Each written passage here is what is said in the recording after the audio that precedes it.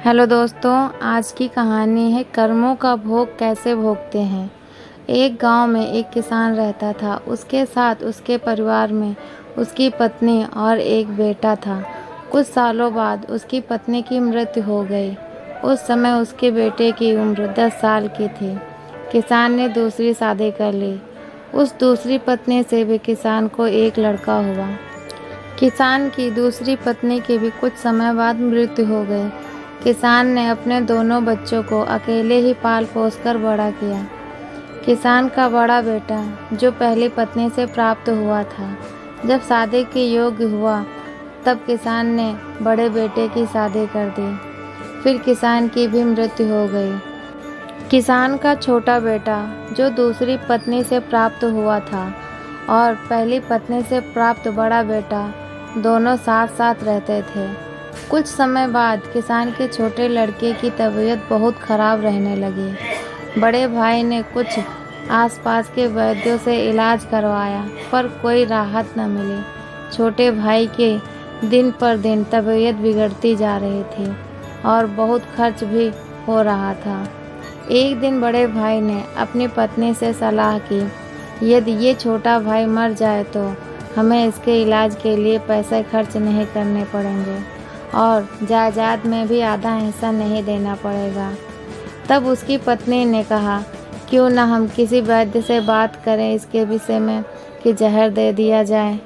किसी को पता भी नहीं चलेगा और कोई रिश्तेदार शक भी नहीं करेगा। सब यही कहेंगे कि वह बीमार था और बीमारी से ही उसकी मृत्यु हो गई। बड़े भाई ने ऐसा ही किया। एक वैद्य से बात की कि आप अपनी फीस बताओ। ऐसा करना, मेरे छोटे बीमार भाई को दवा के बहाने जहर दे देना। वैद्य ने बात मान ली और लड़के को जहर दे दिया और लड़के की मृत्यु हो गई। उसके भाई भाभी ने खुशी मनाई कि रास्ते का कांटा निकल गया।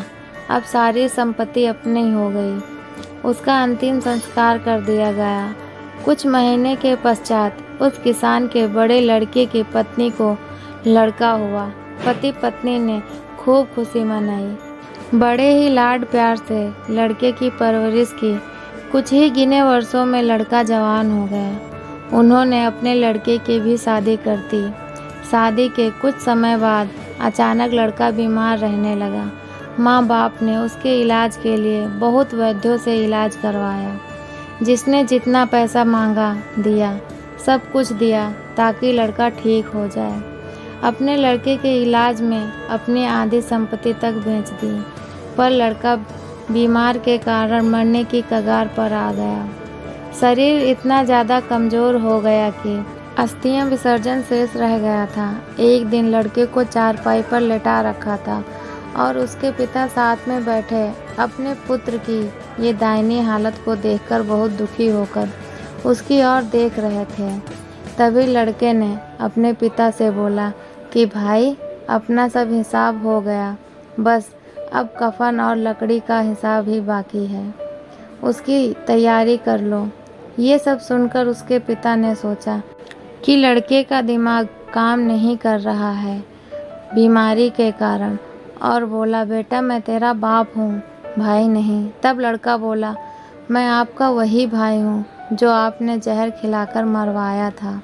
जिस संपत्ति के लिए आपने मरवाया था, मुझे अब वो मेरे इलाज के लिए आधी बिक चुकी है और आपकी शेष है। हमारा हिसाब हो गया है। तब उसके पिता फूट फूट कर रोते हुए बोले कि मेरा तो कुल नाश हो गया, जो किया मेरे आगे आ गया, पर तेरी पत्नी का क्या दोष है जो इस बेचारी को जिंदा जलाया जाएगा। उस समय सती प्रथा थी, जिसमें पति की चिता के साथ पत्नी को जला दिया जाता था। तब वो लड़का बोला कि वो वैद्य कहाँ है जिसने मुझे जहर खिलाया था। तब उसके पिता ने कहा कि तुम्हारी मृत्यु के 3 साल बाद वो मर गया था। तब लड़के ने कहा कि ये वही दुष्ट वैद्य है जो आज मेरी पत्नी के रूप में है। मेरे मरने पर इसे जिंदा जलाया जाएगा। हमारा जीवन जो उतार चढ़ाव से भरा है, इसके पीछे हमारे अपने ही कर्म होते हैं। हम जैसा बोएंगे वैसा ही काटना पड़ेगा। कर्म करो तो फल मिलता है, आज नहीं तो कल मिलता है। जितना गहरा अधिक कुआं हो, उतना मीठा जल मिलता है। जीवन के हर कठिन प्रश्न का जीवन से ही हल मिलता है। अगर मेरी ये वीडियो आपको पसंद आई है तो प्लीज़ वीडियो को लाइक करें, शेयर करें और चैनल पर नए हैं तो चैनल को सब्सक्राइब करें। इस कहानी से आपको क्या सीख मिलती है कमेंट बॉक्स में लिखकर बताएं। और वीडियो पूरा देखने के लिए आपका बहुत बहुत धन्यवाद।